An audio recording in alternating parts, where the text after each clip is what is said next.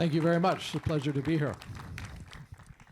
Mark, it's a pleasure to see you and to thank you for being here, first of all. Let's give a bit of background to our audience to start. So when did you, for the first time, felt like the urge to express it like that, to become a film composer? What happened? I was asked to do it. I started off wanting to be a Baroque trumpet player. And there was about 3 or 4 of them that were making a decent living at it in the world, and I realized maybe that's too long to wait for a position to open. But I was also interested in more than just Baroque trumpet music. I heard Miles Davis very soon after that, and I got pulled into the world of jazz, and I became a jazz trumpet player, along with playing classical music. And then I discovered that challenge was a bit too much for me, because I also discovered electronic music at that time. And so by my mid-20s, I had decided to leave the classical trumpet world behind and concentrate on jazz and fusion music as a trumpet player and synthesizer music as a synthesist. Yeah. And that brought me into writing a piece of music that was sort of a crossover between classical and electronic music that was heard by a film director. Okay.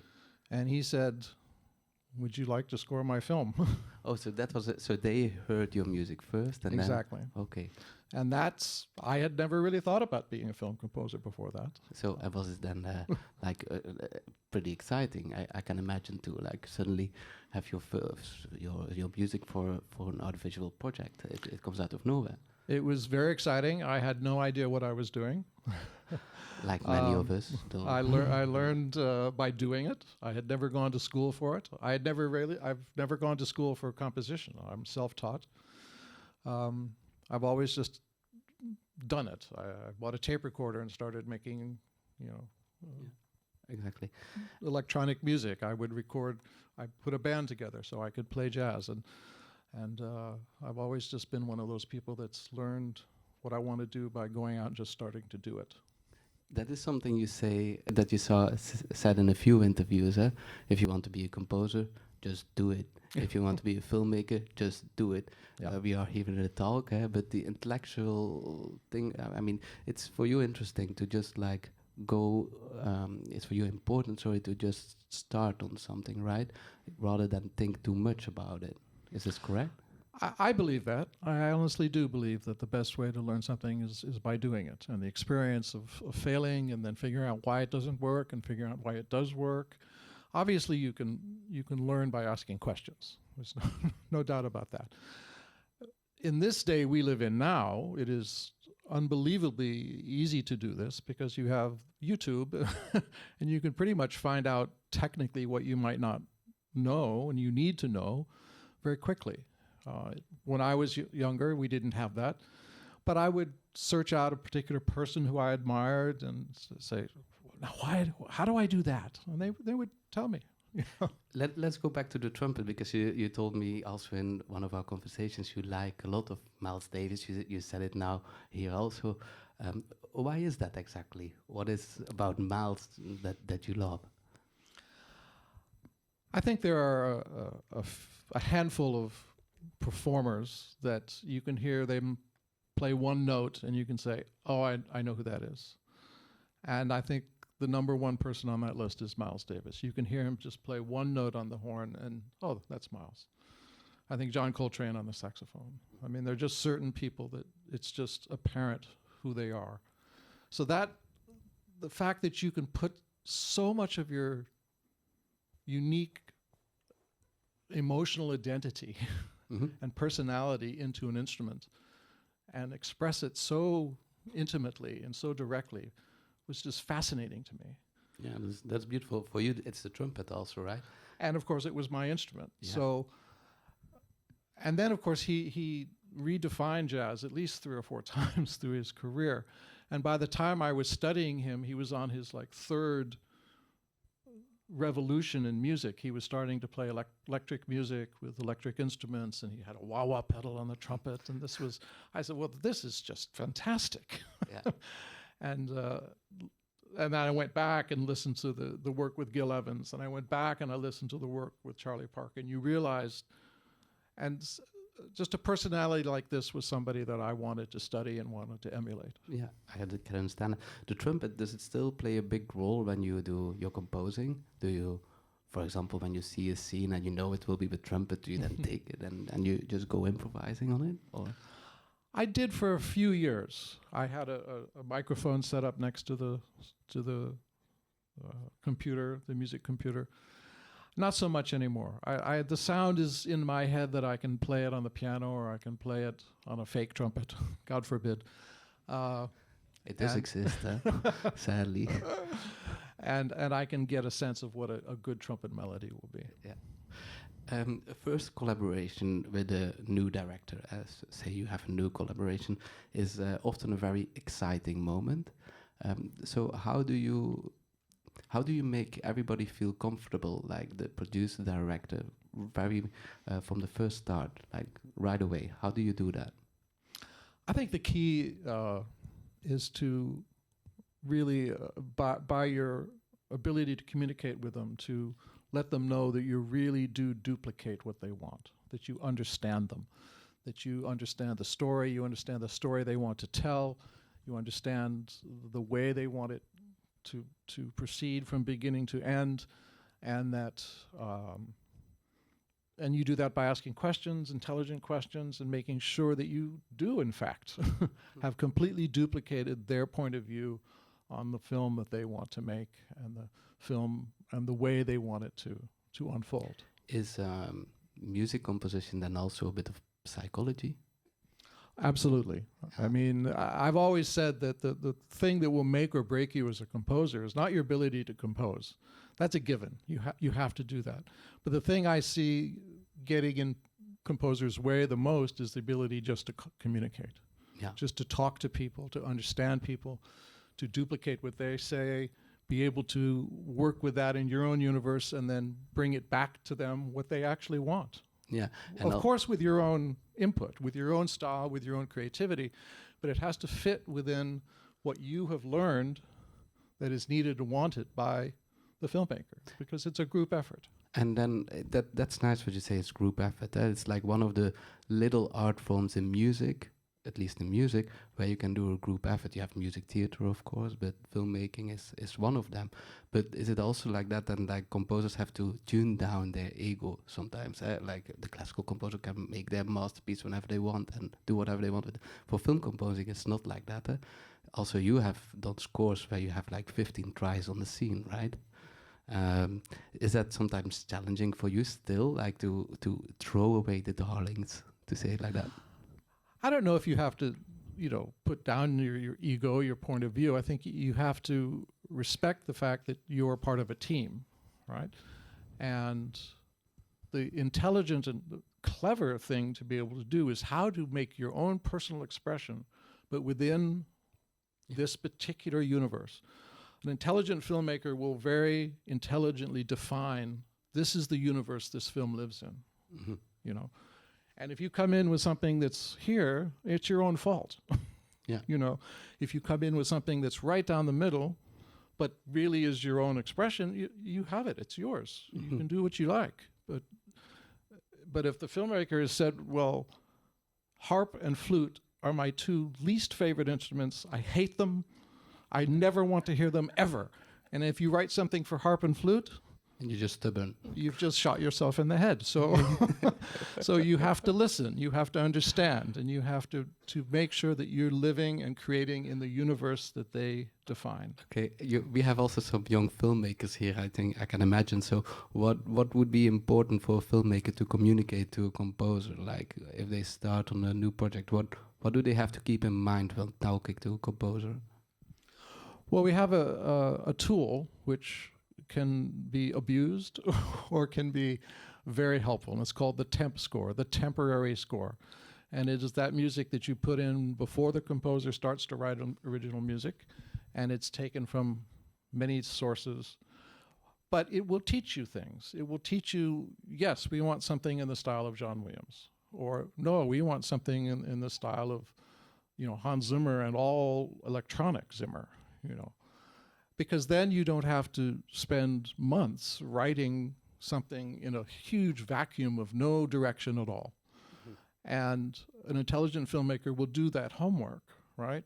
With a good editor, a good music editor, and find the styles of music, the sound of the music beforehand. A lot of directors I know are listening on the set while they film. They have the headphones and on the Spotify on, and they're listening to different types of music. What is this music? What is the sound that belongs in that color scheme, in that shot, with that face? What do I want to hear when I see that image? And so that by the time you have an assembly of the film, you have some idea of what belongs in this universe. What is the musical boundaries of this universe? And that can even go to helping you pick the right composer. You pick someone, if you say it's going to be a string quartet with a ukulele. Yeah, That's every time I hear that with this picture, well then, right, pick somebody who knows how to do that. Mark Isham, right? Of course. String quartet and ukulele, right? And what if then the director suddenly does like that? String quartet, jazz band, piano, and then he goes to electronic score in the end. Like, how do you make something of that then? Well, then you have a discussion.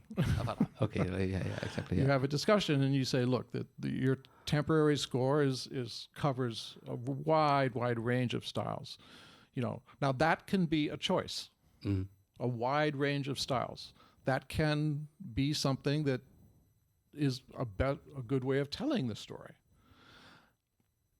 I usually find not, but it can be. I've seen it work, Usually I would say, all right, so why do you like each piece? What are the characteristics? What's the emotion that you love here? What's the sound that you love here? And maybe you have some sort of a hybrid score, with strings and electronics, and then all of a sudden it feels of a piece, But as I say, it's possible to not feel of a piece is a choice, Yeah, exactly, yeah.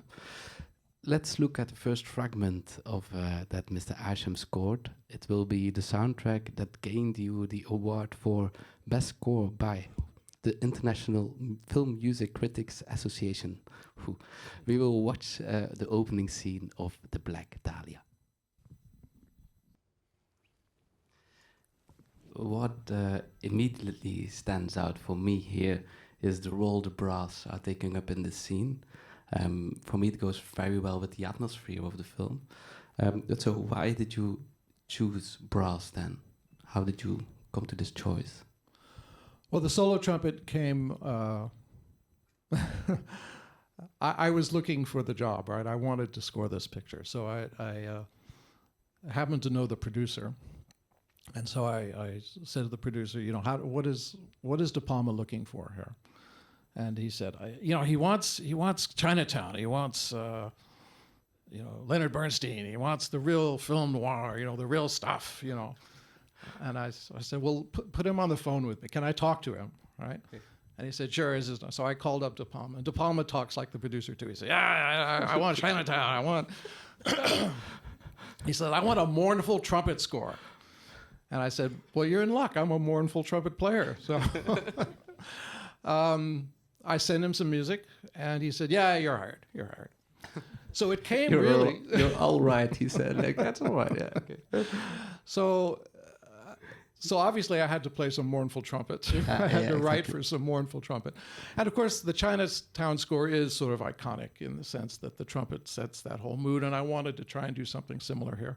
And I did hire myself. I thought I was the right choice for this. I don't always hire myself for all the trumpet stuff. Sometimes it's too hard for me to play. Sometimes I'm just not the right player. But for this, I was the right player. And then the big brass sound is part of that genre. It's part of the great Bernstein sound. It's part of that late 30s into the 50s genre of great film noir music. Exactly, and it goes also very well with the idea of the police and everything as well. Exactly. You can get violent, you can get aggressive, and it fits quite well here. It's a very strong and cinematic opening, this one. and we are also introduced to the two main characters. So was this in any way a complex or difficult scene then to score, to underscore? Well, it was for me because, as you know, there's voiceover. You know, there's A lot, people talking, and yet there's a lot of action and there's a lot of things going on. So you have to, knowing the music's going to be played at a softer level, you still have to, you know, be able to reach out and go, you know. So a lot of that is, again, goes back to the brass and just the way you write. You know, you want the chaos and the complexity to come through. So without getting into more modern techniques, there's a lot of polyrhythms, and just lots of rhythms juxtaposed against each other, which even played softly gives you all that quality that you're looking for in a scene like this. And I tried to make, you know, again, sort of the just simpler gestures, that you could actually, you would feel the motif and you would feel the sense of, oh, the music is telling me something, you know, not feeling complex and yet not really being, you know, having simple things on the top that communicate very directly, you know. That's something that often happens. Well, it happens to me that directors, for example, say like, this is too complex indeed. We need to make it simple because everything together will get complex already. Did you experience that as well? That sometimes simpleness is just really better? It depends, but you have to realize that the music is a voice, and it has to converse with the dialogue, and you're never going to win if you talk on top of the dialogue. That's a losing battle. So you have to speak in between the phrases of the dialogue. Yeah. And if you have something to say musically, it has to go. They say something, then you say something, and then characters say, and then you say something. You know, or make the phrases so simple that that's going to be there. Yeah. And it will have the character of being simple and direct, but underneath there's a great complexity to the music which makes the scene work. Yeah, exactly. So you are also, of course, as a jazz trumpetist. First of all, I will explain something. Polyrhythm, Mark said polyrhythm. Polyrhythm means that you have several rhythms that are different on top of each other, just to get this clear. But as you are a very good improviser as well, so are improvisation and composition in any way linked for you, or do you see similarities in them? I think they're the same thing. That's very linked. To be honest, I mean, a jazz musician goes out on stage and composes for you. Now, it has to be pretty good because they don't have a chance to tear the piece of paper up and do it again. But it's there, and you're writing. Yes, you may have the chord progression may be agreed upon by the whole band, and you have the melody of the song to relate to, but you have to improvise, and which is composing. And it's when I had that realization, it was one of the things that just cured me of any sort of writer's block. You know, I would sit there and say, "Oh, I can't write. I'll never work again. You know, I don't know what to do." We have been there. Well, yeah. And then I realized I go out on stage and I don't feel like that. Yeah. I don't stand there going, "Oh, I'm 8 bars into my solo and I don't know what to play." No, you play. You just play. So you just write. Yeah. And I think the other thing that I realized is that composing and improvising in jazz is not thinking. It's much higher level activity than thinking. It's creating. And if you find yourself thinking about it, then you're working at the wrong... Yeah. You need to move up, you know, and create. But then we come to the difficult question also for educators. Can composing be taught then? If it's like something that is so nature to itself, improvisation can be taught, so composing can be taught, or... I think you can teach the fundamental techniques that make good music. Okay. Right? You can teach the fundamental patterns that exist in melodic writing. You can teach the idea of theme and development, right? You play da da da, and so you repeat it da da da, and then you play it backwards da da da, and all of these things are tools that one has, intellectual tools, to help one create something. But you want those tools to just be sitting there. You don't want to say, well, now I need tool number 47. No, they want to be so natural to you that as you create, you use them because they will help give you better structure and better organization and better, ultimately, what we're trying to do is communicate. Yeah, exactly. And certain types of structure over the years have shown to communicate better. Yeah, exactly. Yeah. You know, so, obviously repetition is one of our great friends. Pop music has taught us that. I mean, how much repetition? You know, how many times do you play that bloody chorus before people are tired of it? Well, you can play it quite a number of times. Yeah, exactly. Yeah, but so there's a tool, repetition. So how do you use that? Yeah. You know? That's very nice to hear that. It feels a bit like, indeed, like in what you said, as speech, you can learn the vowels, you can learn the words, but eventually you have to write your own story. So that's a bit like that. I want to get back to this character of the score, because every score you do has like this very unique character. So I'm wondering, what do you do when you start on a new project? What are the first things you do to get really the identity of the film? For me, it's the sound of the score. And if the filmmaking team, the picture editor, music editor, director, producers have done their homework and they have a temporary score that they all love, then you sort of know what the sound should probably be. And unless you have a brilliant idea that you feel you can sell to change their mind, I tend to take and learn from what they have learned, right? And so if it's a very traditional score, if it's an orchestral score that you know is going to have a 32-bar theme and develop it, and then have another theme for the antagonist, and develop that, and then the themes come together, which is sort of classical composition, I will start at the piano. Okay. Because you have a whole orchestra at your fingertips there. Yeah. And it's quick, and I have the paper and the pencil and the piano, and I'll spend a day or two just sketching out ideas. Does it feel intuitive then, like more intuitive than the traditional working station we have? It does to me. Now, if the score is not going to be traditional, if they have put all sorts of strange electronic and crossbreed scores and everything in there, I will start in the studio. And I will design some sounds, and I will make some sounds. I will try to, all right, this musical universe needs to be unique. It's not the symphony orchestra. Yeah. It's not the string quartet. It's a brand new sound. Right? So let me just make that sound. Let me find one note that fits that note belongs in that picture. Right? Can that take some time? That can take 5 minutes. It can take 5 days. So do you lock yourself up from the outside world, you and the film and this one note to find? I try, but life. I have 4 children. I mean, I don't. So thank you. The next clip we will watch is also from the Black Dahlia, and features one of the main themes, the Dahlia theme.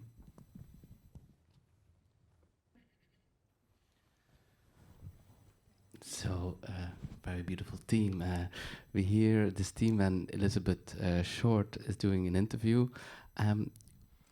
It feels like a rather complex theme to say, but complex is the wrong word. Deep theme to say it like that, with a lot in it. What were like the base emotions, or what wanted you to express with this theme and this character? Well, this is a very complex character. She's very fragile, very tragic, but she's putting on a brave face, trying to be many things that she is not. But you sense the tragedy almost right from the beginning. And of course, you know that she ends up dead, so you know that there has to be the ultimate tragedy here. So the theme wanted to give her some sort of, though, innocence, because there's a certain corrupted innocence here as well. Yeah. So the theme has a fragility to it. It's just a few woodwinds and harp, and I hadn't listened to this for a while. I realized if there's musicians here, I can be a little technical for a minute. Of course, I'll explain when it In goes. music, the interval is the distance between two notes, right? And in music, we have major intervals and minor intervals. And the major ones generally communicate happiness, and the minor ones generally communicate sadness or mystery, perhaps. And I'm playing with every interval that is capable of having both a major and minor, which are the third, the sixth, and the seventh. I'm playing with all of it, and I'm going back and forth between the major and the minor of all of those intervals. Which makes the theme a bit unexpected also, right? From the feeling, emotional point of view. So there's a shift almost with every chord of, oh, is this good? Is this bad? Is this, what's unfolding here? You know? Yeah, super. Then I have also like this question, like themes today. Themes, are they still relevant today? How do you think that filmmaking has evolved? Do we still see the 8-bar theme so much as we did in the last 20 years or not? I think it's coming back. There was definitely a period when it was not liked. I had directors tell me to take it out.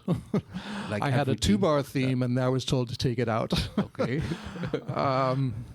I think there for a while that to have a quote-unquote modern score meant that it was much more atmospheric and textural and at most a motif that could even be just a particular sound, not even a collection of notes. And that's fine. And there's great scores constructed like that. They work. And if they're well done, they work just as well as any other. But I'm finishing up 2 different films, and one of them, the director's interested in motifs. He likes the 4-note motif, and he wants that to come back. The other one, I've got 3, 8, 16-bar melodies. We'll see if they survive. Yeah, let's see. But so far, so good. That's what this director wants. Yeah, you know. And but you say there was a trend in filmmaking that themes were like considered like bad news, to say like that. There was a period of 3 or 4 or 5 years when. And why would that have been? Like, was it too communicative or? Yeah, they felt it said too much. Yeah, it said too much in a way they didn't want it said in that particular film. Yeah. And you know what? At the end of the day, I didn't disagree. I totally could understand. I took it out and I said, yeah, maybe if you listen to this, on the hi-fi by itself, it's not as strong. But in the context of the movie, I totally get it. Yeah, and it sits there, and you can play it louder. It can be more present in the overall sound of the film because it's not telling you directly. It's just implying more things by being so minimal. Yeah, that's again also the composer being part of the group effort. Exactly. Like you don't have to write your big symphony here. You have to support the movie. We will continue with a fragment from Crash, the winner of the Oscar for Best Film in 2016.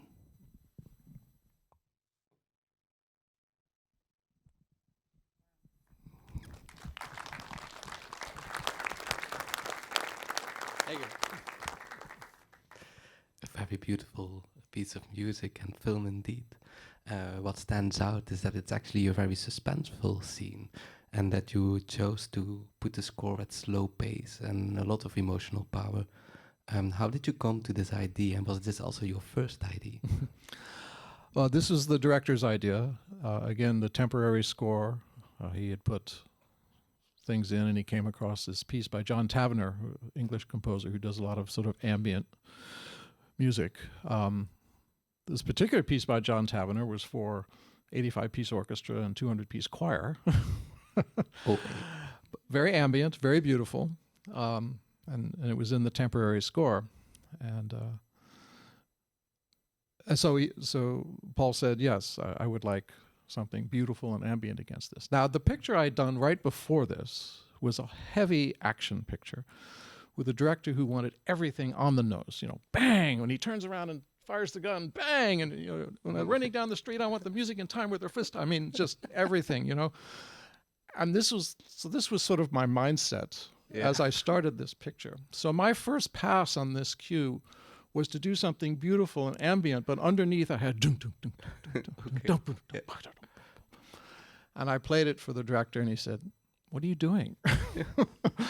And I said, "You sure? Okay, all right." I just had to be sure. Yeah, you just want to I make had to be sure that you really didn't want Yeah, the best of both worlds. with the best of both. He said, "No, no, no. Come on, do what you do best. Just write me something heartbreaking Yeah. and beautiful." The other thing he said was, "And I want a woman's voice in this score." Okay. And I said, "Well, you have give me a little bit more than that. Or that implies lyrics. Yeah. What do you want to say? I don't care what she Exactly. says. I don't care what she says." I said, It happens a lot with the lyrics. so now I'm stuck with this problem, and I talk to the producer, and they say, "We have no money for this, none. Okay. You're on your That's own. clear. Yeah. Okay. We're paying you half your fee, or So actually less, a third of your fee, and you have nothing else." I imagine now you're thinking, "How do I have to?" Now I sing? go, Oh no. I've got John Tavener with a 200-piece choir in the temporary music. I've got a woman's voice that I don't even have enough money to pay a singer to come in, right? Yeah. I don't know what to do. And I literally sat for about a week just flummoxed, just not knowing what to do. And I remember driving in the car, listening to NPR, which is our college intellectual radio. And this piece by Moby came on, and it was a piece from the record where he took these beautiful recordings, field recordings from UNESCO of people singing, working in the fields and things like this, and did tracks to them, put them as the vocal of a track. I said, well, maybe that's what I should do. Maybe I should find some recordings of singers that are license free, that I can just, or pay a very small license fee. Because so much of composing for film is also producing. You have to keep in mind your budgets. You have to. Yeah. There's a lot of things you're juggling here with these things, these decisions. So I went on a search, and I found this library of music that I paid, I don't know, $500 for the whole library, right? Yeah. And now I can do anything I want with anything in this library. And it took a long time to go through it, but I found about 4 or 5 performances of women singing in these languages. I had no idea what they were, but they made the hair on my arm go up. Yeah, well, exactly. I mean, when I heard this woman singing, there's no background to it. No. There's just these raw, and I learned later that the company just went around the world, and they would go into a village and say, who's the best keeper of the traditional songs of this village? Okay, so... And they would say, oh, it's the librarian. Yeah. Go talk to her. And they would go and this is the postmistress of in a small town in Wales. Wow. She was the keeper of the best archives of the music of that town. Wow. And that's her singing. They said, well, sing us some songs. Oh, well, she sang them that. And it's in the library.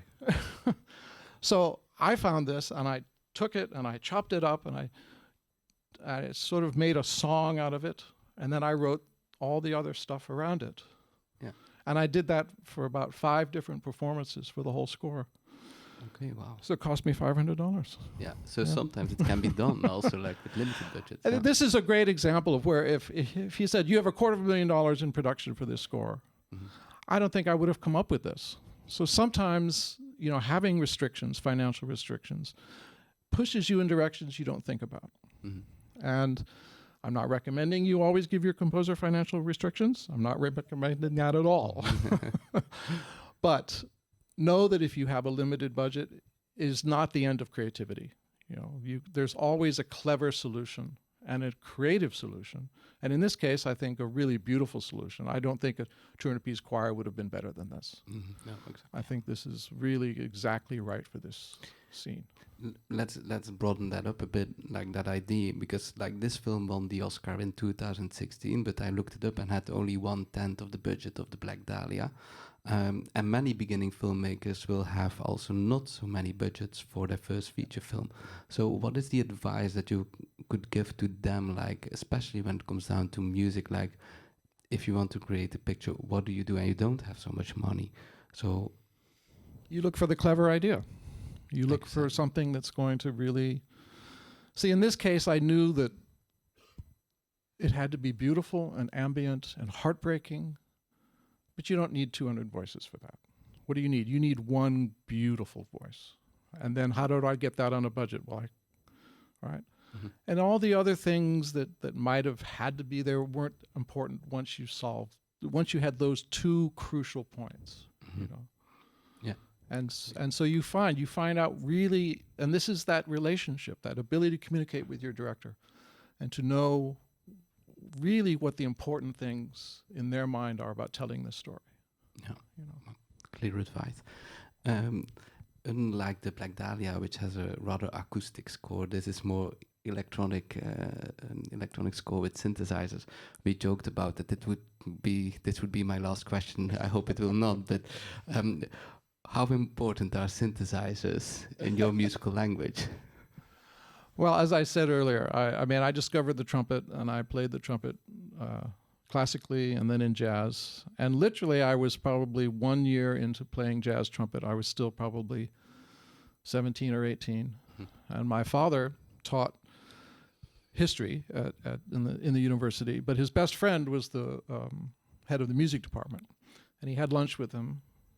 And he came home from that lunch, and he handed me this record. And he said, Alex gave me this record.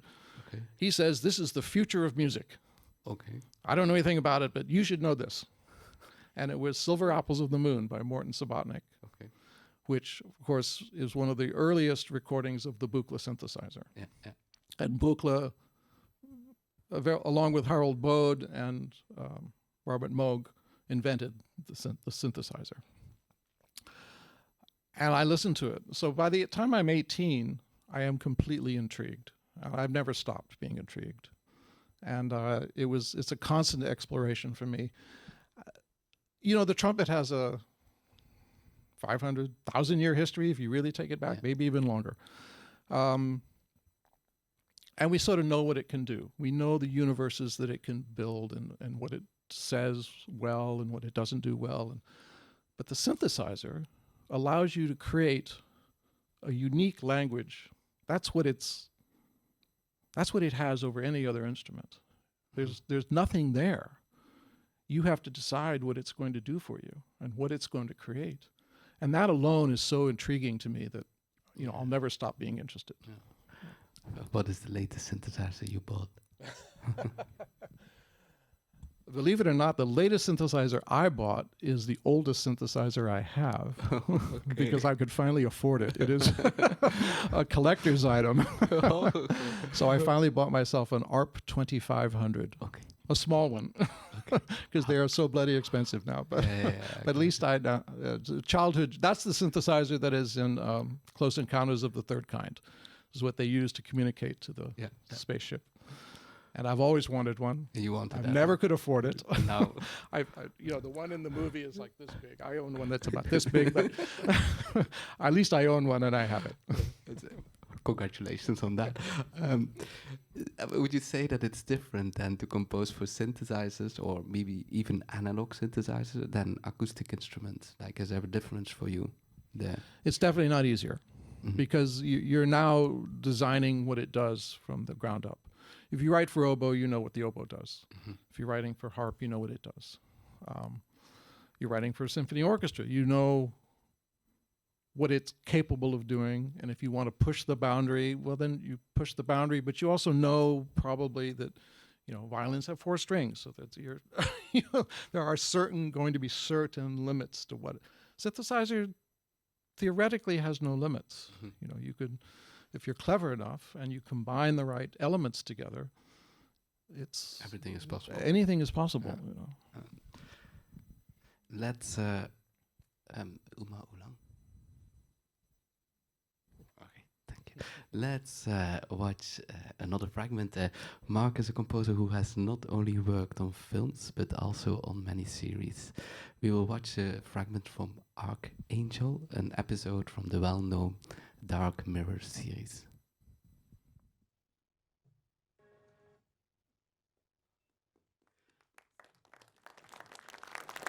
I haven't seen that since it came out.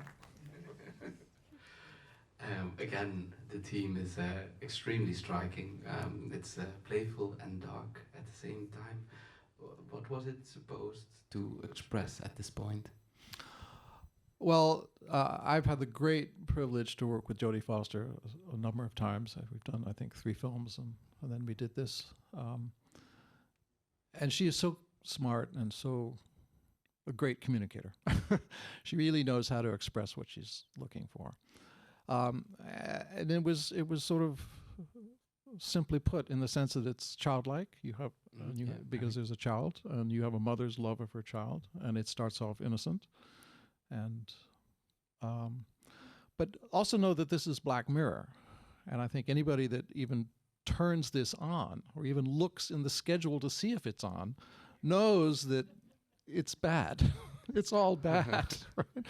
So she felt that you couldn't start this in complete innocence. She said, I think from frame 1 we have to acknowledge you're here because this is going to get ugly. Yeah. Right?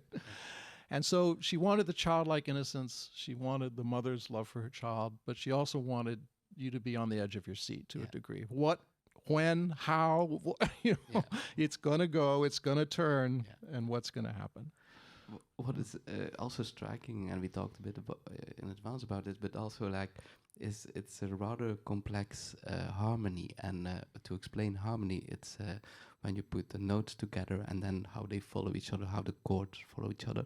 How did you choose these chords? They almost sound like Debussy at a certain point, huh? Well, this was one where my first pass didn't check all the boxes for her. So this is I think this is my 3rd pass. Okay. So it took a little experimenting to find how I could communicate to a non-musician all the things we were trying to communicate. I can write something and I think it's communicating them, but it has to communicate to somebody who's never heard this before, right? And that sometimes is not so easy for a composer to, do, right? So you keep working on it. Again, I'm playing with those thirds, but I'm also doing things which are sort of breaking the rules, right? Instead of Western music is based upon 3 chords, right? The chord built on the 1st, the chord built on the 4th, and the chord built on the 5th. And I know that's an arguable statement, but that's the simplicity for today. I don't use those chords here. I go a half step down, right? And I break. I do major chords every half step down, which changes the entire scale. Every chord has a new scale in it. Every chord has it's almost like you're changing keys on every chord. Yeah. And you do it in a nice childlike melody like this. It still keeps the simplicity, but the harmony is sort of testing you emotionally, as it goes. And you structure it so it feels simple and it's, nice tempo. But the harmony keeps going. Right? It makes something like unexpected. You know that something is going to happen. You don't know what, but it's really on a very subtle level. And now, back to what I said about my toolbox. I know these things intellectually, but to be honest with you, I'm just sitting at the piano fooling around. And I play 3 major chords in a row, and I go, oh, yes, that's going to help me here. And then you think, what key am I in? And then, so it's, I try not to think too much about this, but I do, my toolbox is very full. I've been filling it for years.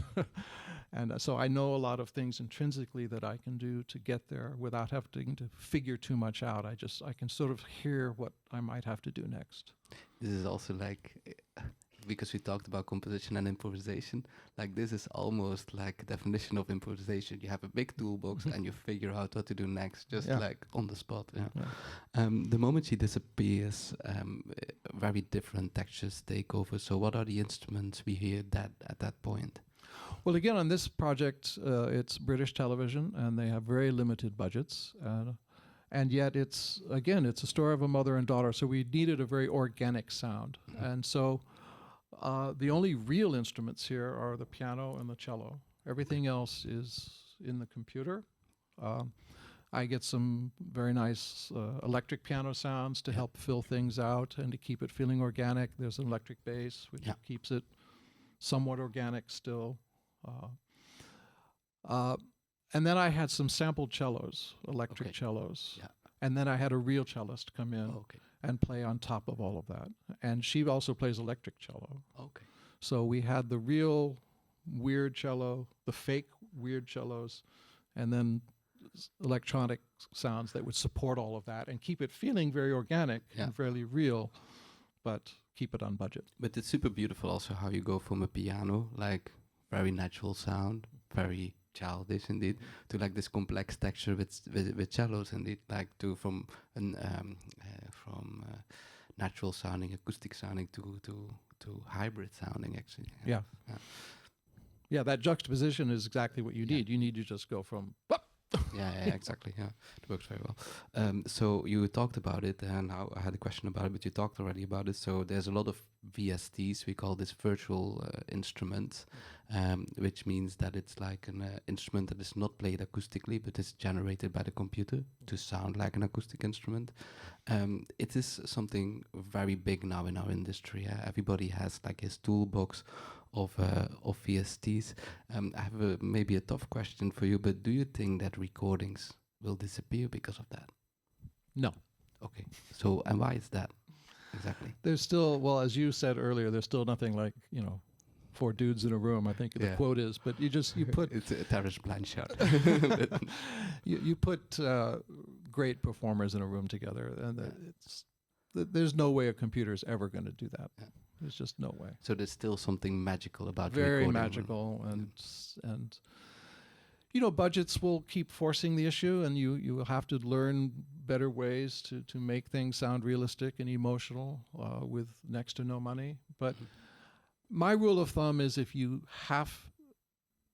feel that you can't get the emotion out of the computer generated sounds, you go to the producer and you convince them, and you say, find me $5,000. Find me something, right? So that I don't have to pay for it out of my pocket. Yeah. It's for your film. Just find me something, and you will know the difference. Let's get a string quartet. Let's get something. Did you ever come across a situation where the director, for example, liked the VST so much that he didn't want to redo a recording anymore, or that the recording didn't live up to the expectations also of the VST? I've never had that. Ah, No. okay. I've always had the director come to the recording session. Oh my God, yeah. this is what it really sounds like. I can't believe they're so beautiful. So indeed, like recordings do still have something magical about them.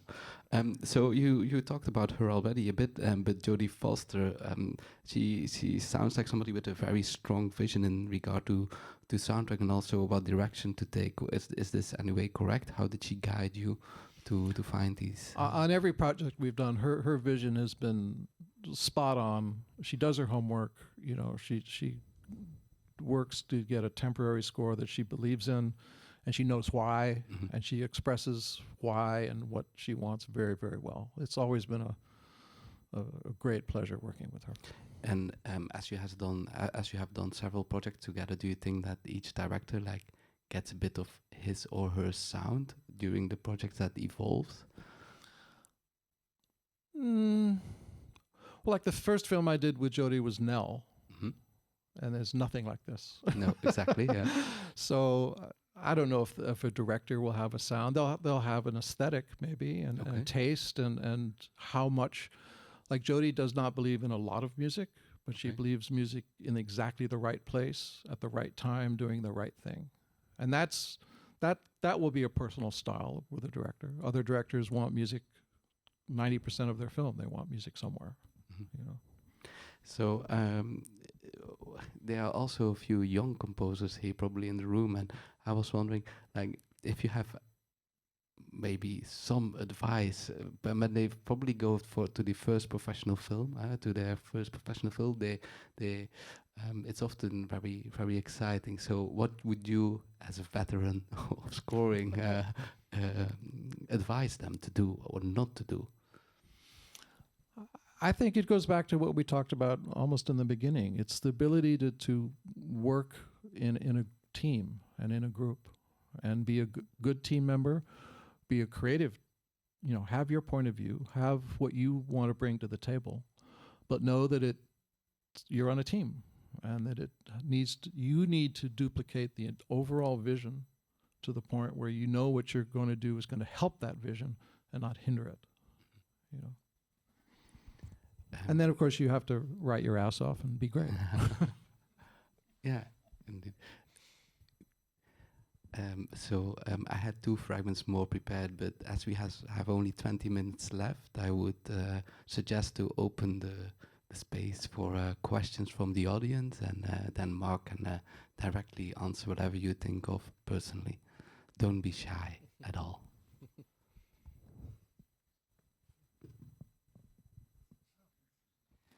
Mr. Isham, I would love to hear some recollections of your collaboration with Alan Rudolph, which I've always found very melody-driven, and for maybe lack of a better word, literate. That's an interesting word to choose. Well, Alan and I met through a synchronistic occasion. My agent said, look, you've done 3 films now. Go out and watch a bunch of films and tell me who you want to work with. Meanwhile, Alan had been told by his producer, you know, go out and tell me who you want to score this picture. So Alan went to the record store and bought 3 or 4 records, and I went to the movie theaters.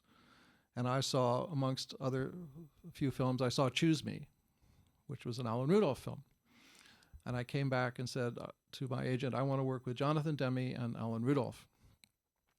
And then a few minutes later, the phone rang, and it was Alan Rudolph's producer saying, I'm looking for Alan Rudolph, and he wants to meet Mark Isham, because he had bought my record in the record store that weekend. So we were sort of bound together from day one.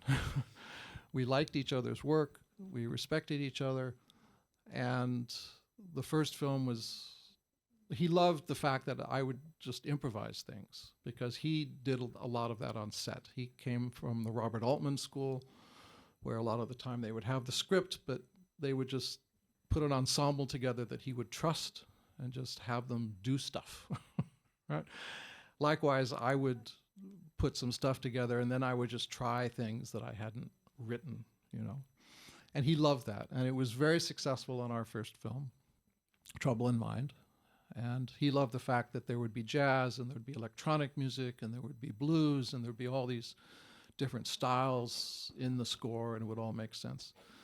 Plus, he wanted Marianne Faithfull to sing on that score, and I actually made that work.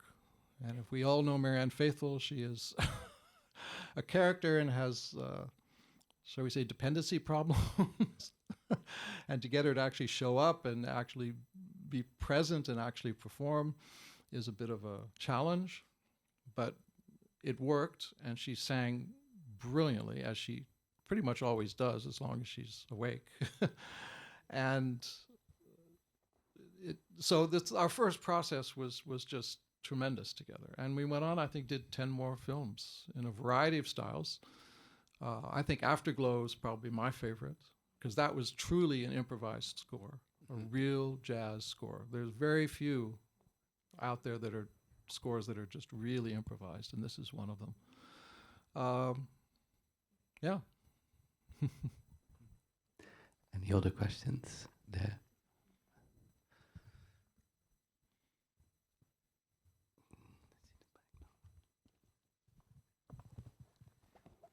You already talked about using unconventional orchestration when the budget is tight. I wonder if, without budgetary restrictions, you find yourself sometimes kind of creating a very specific orchestration, even though you might have the budget for a full orchestra, for example, just to serve the film. And as a secondary question, if you have specific players that you like the sound of, like you mentioned Miles Davis, that maybe you invite just because of that sound and write specifically for that sound, or even have them improvise? Yes to the second question. Maybe I'll do that first. I discovered, actually on my second or third Alan Rudolph film, I was introduced to a violinist named Sid Page, and he just played so beautifully. I mean, he really saved my butt on that score, because if that lead instrument wasn't played beautifully, who knows how it would have worked out. And he became my secret weapon for years. He played A River Runs Through It. He played a lot of these scores that have the solo violin. It's because of Sid. And Sid is one of those characters who I don't know if it's Juilliard, but he has training, high training, but he played with Dan Hicks and the Hot Licks, and another one of the band, I can't remember, Sly and the Family Stone. So he knows the blues and the country genre for real. You know, he's not just faking it. You know, he's been there. He's played those gigs, so he can give you that. He can give you that. Well, it's sort of an Americana thing. It's, you know, which is what those movies needed. You know, so yes, A River Runs Through It, for instance. Some of the cues. It's not a huge orchestra. I mean, it's Robert Redford, for bloody sake. We probably could have had anything we wanted, but really all we needed was on 2 cues we had maybe 5 brass and 6 winds, but half of that score is harp and flute. You know, because that was what was really right for that movie. Yeah. Thank you. Other questions there in the back, on the left.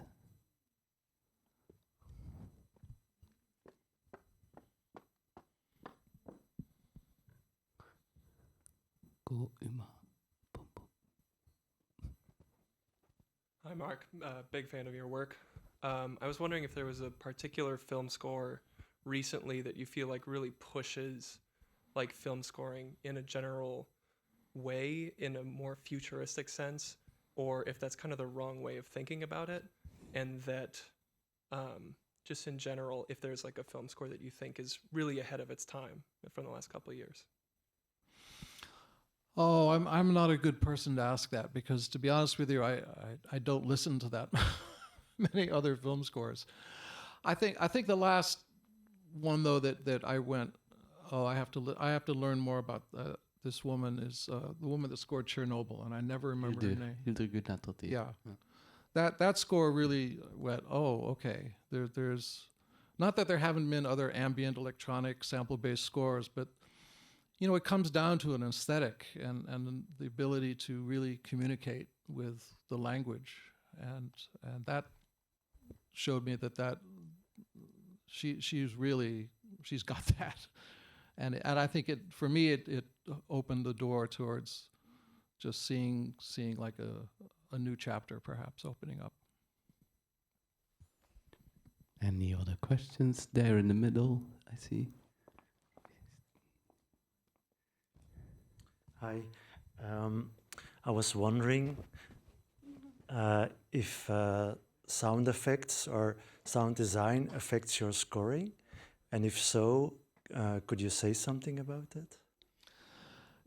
Yes, absolutely. A big, you know, we have 3 sound departments. There's dialogue, there's sound effects, and I include sound design with sound effects, although I might get some argument from the sound designers. And then there's music. Sound effects are like, you know, when somebody does that on camera, you have to hear that. Sound design is this other sounds that you don't see, but they're sounds. And various types of films really benefit from something like that. I'm just finishing a paranormal thriller where all sorts of strange things are happening on camera, and there's just sound everywhere. And the sound design department is very aggressive and vigorous, shall we say. And so when I got the first copy of the film, and there was a temporary score and a temporary sound design on the tracks, I said, my first question to the director is this the temporary score? I take it is what you are looking for in a score. But is this temporary sound design what you're looking in sound design? Because if you don't pay attention to the sound design, you can get killed as a composer. Yeah. You know, we will end up doing similar jobs, and if we try to do it both in the same way, it will become counterproductive, and nobody wins that way. So a lot of the time I will talk to the sound design department, like if there's an explosion, for instance, and a big build with, you know, the flames and the crashing, and then all of a sudden a big explosion. I will ask, well, what are you going to do there? Are you going to rumble, rumble, rumble, rumble, and go high on the explosion? And if so, maybe I'll go high, high, high, high, and then maybe I'll get out for the explosion and let you just take it over so that I can be revealed of just a single note of terror at the end or something. And so it is very important, particularly on certain types of films, that you really do communicate with your, again, the communication through the director. What is the sound design you're looking for, and is this a good model?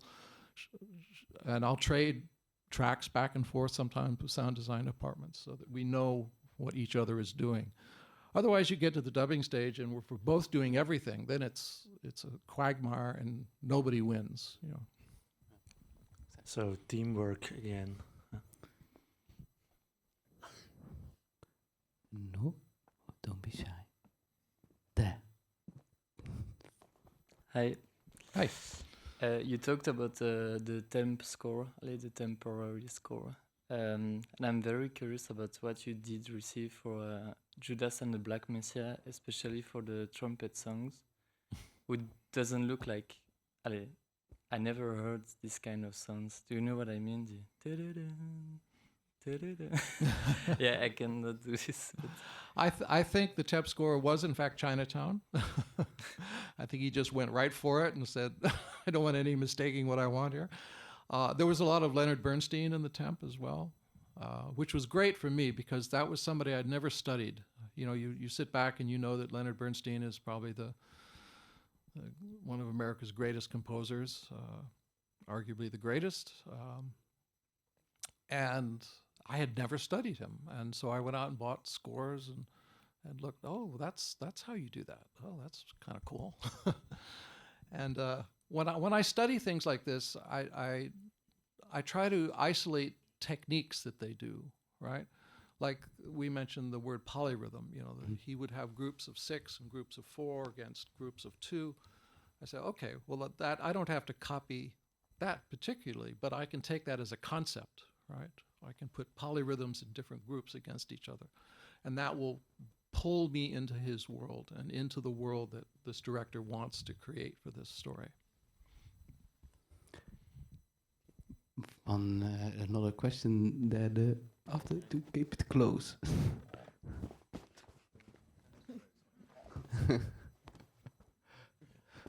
Yeah, just a question for me about the technical aspect, maybe a bit. In the cinema here, you have, for instance, 5.1 surround, 7.1. Now you have the Dolby Atmos or the RO Max. Do you, as a composer, take into account that you can use those techniques as well? And how are you involved with that? Because you were talking also about the use of, or making sure about with the sound effects and because music can also be used in that, of course. So do you already take that into account? I do take it into account. Having said that, I do all of my demo phase when I make demos to play for directors and producers in stereo, because all the tracks I have of dialogue and sound effects are either in mono or stereo. So I don't try to expand it out into those formats in the demo stage. But as soon as I have an approval, let me back up. As I'm writing, I will have the idea, well, this would be great to put, mostly in the back, or this sound I want to be traveling, So then as soon as there's an approval on a cue, we make all the recordings of each individual element separately, and then I will sit with my mixer and describe exactly what I intended. I said, these sets of pads, I think they should be featured in the back. This percussion, I want to be traveling across the ceiling, things like that. And he'll call me up and he'll say, yeah, I've done a rough mix of this, but the percussion's better if it travels over here. And because I work with a really, really great surround mixer, and he will have very clever and creative ideas of how to even increase the use of that space. Okay, thank you. Okay. Yeah, I'm looking to Uma just a second. Do we have time for one more question? Oh yeah, we have. Okay, Ariane, here in the front. Super.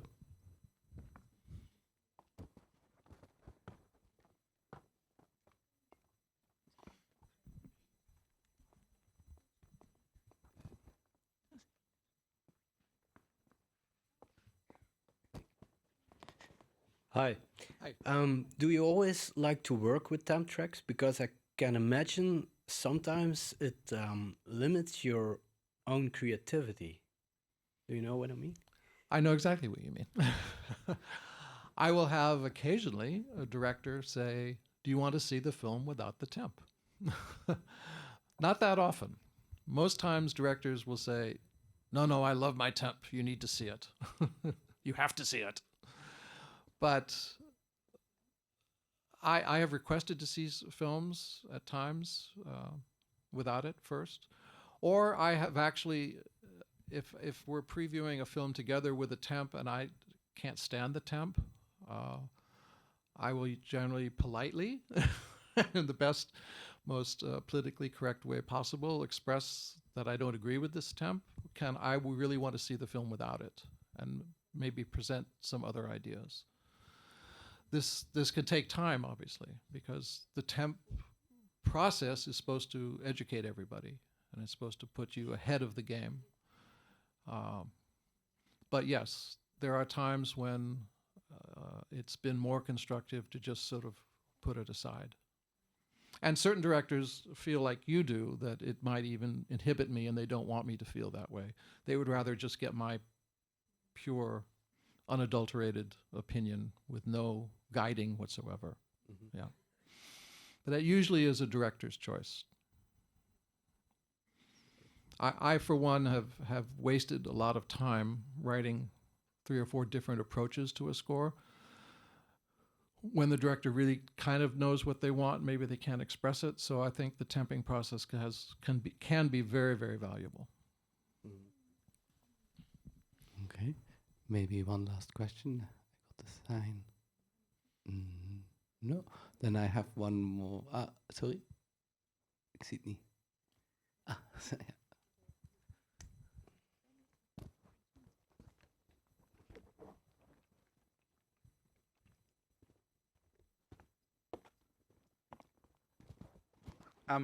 I'm just curious if you have found a way to balance being a musician, as in a trumpet player, with a full-on schedule of composing, and also for kids, like you mentioned.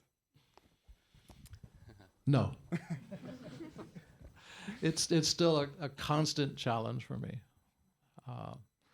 I think the first 5, 6, 7 years of my film composing career, I had a pretty good balance. Probably about 40% of the year was spent making records and touring, and then a couple of things. I had a tour planned, and then a picture went a month over its schedule, and I was told by the legal department of the film that unless I canceled the tour, they would sue me. So I canceled the tour.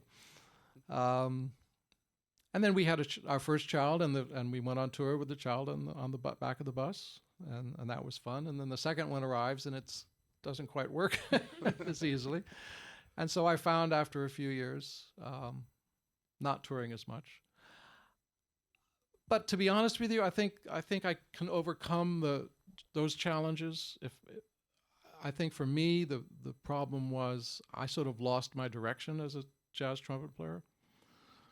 Every record company I was signed to for a period of a couple of years just would pull out Kenny G and say, that's what we need.